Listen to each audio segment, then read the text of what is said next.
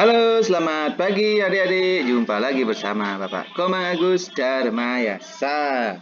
Hari ini Bapak akan membahas tema 2, subtema 3, bermain di lingkungan sekolah, pembelajaran 5 dan 6. Oke, langsung saja kita belajar ya.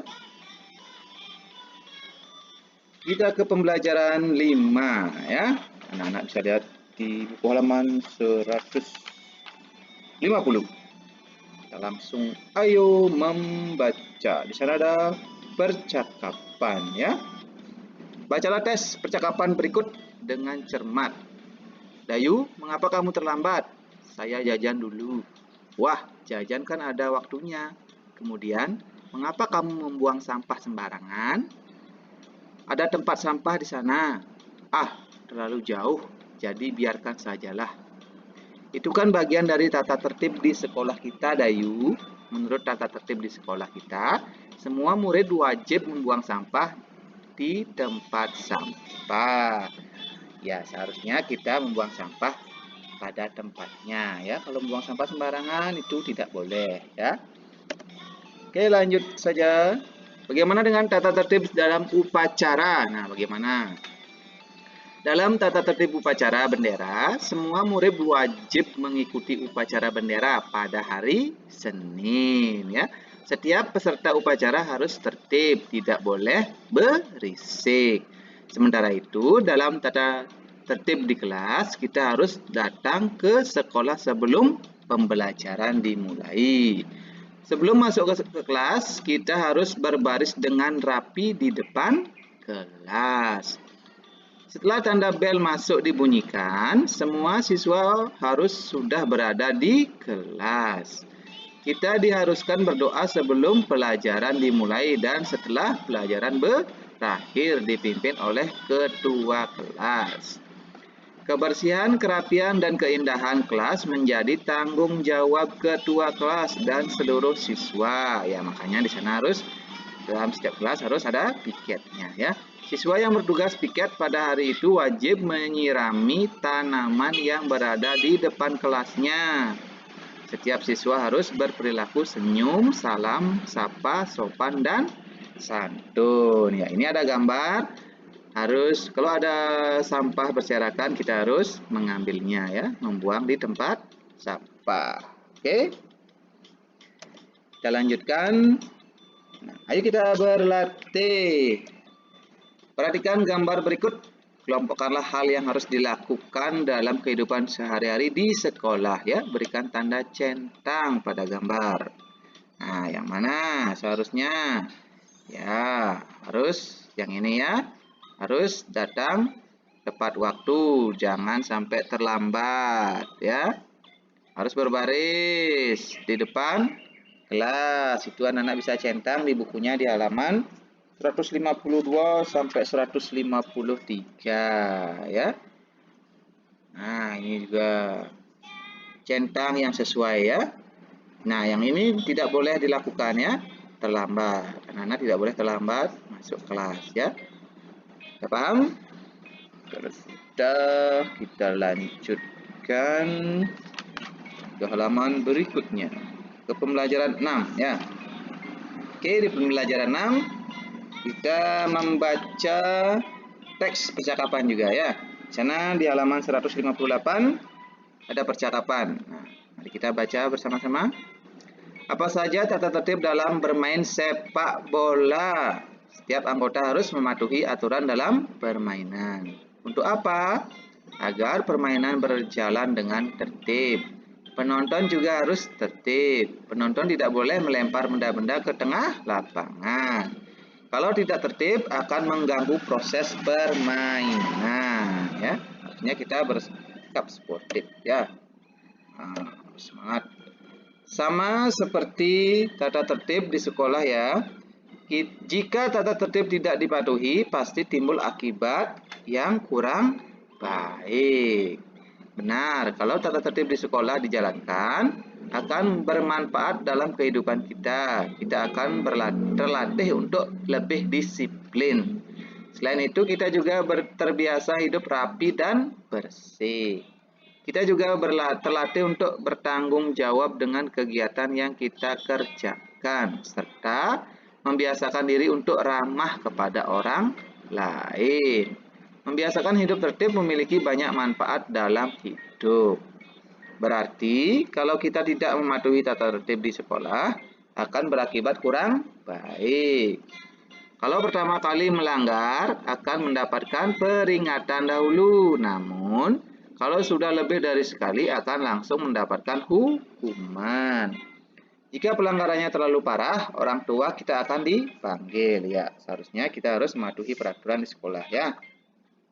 Kita tidak boleh melanggarnya ya, kalau bisa. Oke, kita lanjutkan. Nah, di sini ada wacana sepak bola. Benny gemar bermain sepak bola. Satu tim sepak bola terdiri dari atas 11 orang, pemain inti dan beberapa pemain cadangan. Sepak bola bertujuan untuk mencetak gol sebanyak-banyaknya dengan menendang bola ke gawang lawan. Sepak bola dimainkan di lapangan rumput yang berbentuk persegi panjang. Hanya penjaga gawang saja yang berhak menyentuh bola dengan tangan di dalam daerah gawangnya. 10 pemain lainnya diizinkan menggunakan seluruh tubuhnya selain tangan ya. Tim yang mencetak gol paling banyak pada akhir pertandingan adalah pemenangnya. Jika hingga waktu berakhir skornya masih imbang, dapat dilakukan undian perpanjangan waktu atau adu penalti. Wasit menggunakan peluit untuk memulai permainan, pelanggaran, dan akhir permainan ya. Jadi dalam satu tim sepak bola itu terdiri dari 11 orang ya. Satu penjaga gawang dan 10-nya pemainnya. Oke. Kita lanjutkan. Nah, ayo kita berdiskusi. Nah, di sini ada 5 kata ya, kata tim, inti, gol, gawang, dan penalti. Tim, apa arti makna tim? Tim ini maknanya adalah kelompok. Terus inti maknanya utama. Kalau gol maknanya masukkan bola ke gawang lawan. Kalau gawang maknanya tempat memasukkan bola. Penalti maknanya ya, pelanggaran yang terjadi di dalam kotak gawang 12 pas yang mendapat hadiah penalti. Oke, sudah paham? Sudah. Kita lanjutkan. Ayo berlatih. Dalam perlombaan sepak bola, jumlah pemain inti sebanyak 88 orang. Berapa jumlah tim yang mengikuti perlombaan? Nah, bagaimana cara pengurangan berulangnya? Mana? 88 dikurang 11, dikurang 11, dikurang 11, dikurang 11, dikurang 11, dikurang 11, dikurang 11, dikurang 11, sama dengan 0. Jadi 88 dibagi 11 sama dengan berapa? Nah, berapa kali melakukan pengurangan di sini? 1, 2, 3, 4, 5, 6, 7, 8. Jadi 88 dibagi 11 sama dengan 8 ya. Jadi banyak tim yang mengikuti perlombaan sebanyak 8 tim. Paman Benny sering terlibat dalam kepanitiaan perlombaan sepak bola. Beliau bertindak sebagai koordinator perlengkapan. Berikut banyak bola yang dibutuhkan untuk dibagikan ke beberapa lokasi ya. Nah, di sini bantulah Paman Benny. Itu ada di halaman 164 ya. Nah, kemudian ubah ke bentuk perkalian ya. Oke, apakah coretan 2 saja ya. Yang nomor 1, 27 dibagi 9 itu bentuk pengurangan berulangnya adalah 27 dikurang 9 dikurang 9 dikurang 9 sama dengan 0. Jadi 27 dibagi 9 sama dengan berapa? Ya, 3. Karena 3 dikali 9 sama dengan 27. Oke, Pak, tambahkan lagi 1. Contoh nomor 2 ya. 30 dikurang 2, dikurang 2, dikurang 2, dikurang 2, dikurang 2, dikurang 2, dikurang 2, dikurang 2, dikurang 2, dikurang 2, dikurang 2, dikurang 2, dikurang 2, dikurang 2, dikurang 2, sebanyak 15 kali ya. Jadi 30 dibagi 2 sama dengan 15 ya. Karena 15 dikali 2 sama dengan 30 ya, kebalikannya ya. Oke, sudah paham? Kalau sudah paham, adik-adik bisa menulis, mengerjakan di sini menggunakan pensil ya. Di sini kita kurangi dulu ya. 32 dikurang 8 berapa? Sampai hasilnya 0. Nanti kita lihat di sini berapa kali melakukan pengurangan. Nah, itulah jawabannya di sini. Oke? Paham? Pasti paham ya. Kita lanjutkan ya, ada teks percakapan lagi ya. Di halaman 165. Teman-teman, aku menemukan fakta unik tentang pembagian. Fakta apakah itu, Benny? Nah, perhatikan tabel berikut. Kita menghitung pembagian bilangan 15 dengan bilangan 5. Perkalian bilangan 15 yang sebaris dengan bilangan 5 ternyata ada di lajur 3. Jadi, 15 dibagi 5 sama dengan 3 ya. Di sana anak-anak bisa lihat di halaman 165.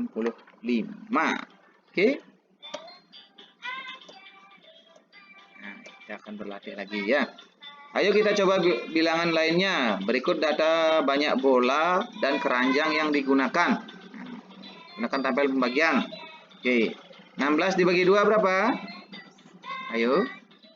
Ya, cara pengurangan berulangnya adalah 16 dikurang 2, dikurang 2, dikurang 2, dikurang 2, dikurang 2, dikurang 2, dikurang 2, dikurang 2. Berapa kali melakukan pengurangan? 8 kali. Jadi 16 dibagi 2 sama dengan 8. Terus 21 dibagi 7, dibagi 3 sama dengan 7 ya. Sisanya anak bisa tulis di sini ya menggunakan pensil. Nah, setelah dititik berikut dengan bilangan yang tepat. Oke. Pak contohkan 2 saja ya. 28 dibagi 2 sama dengan 14. Karena 14 dikali 2 sama dengan 28. Terus yang ini 30 dibagi 2 sama dengan 15. Karena 15 dikali 2 sama dengan 30.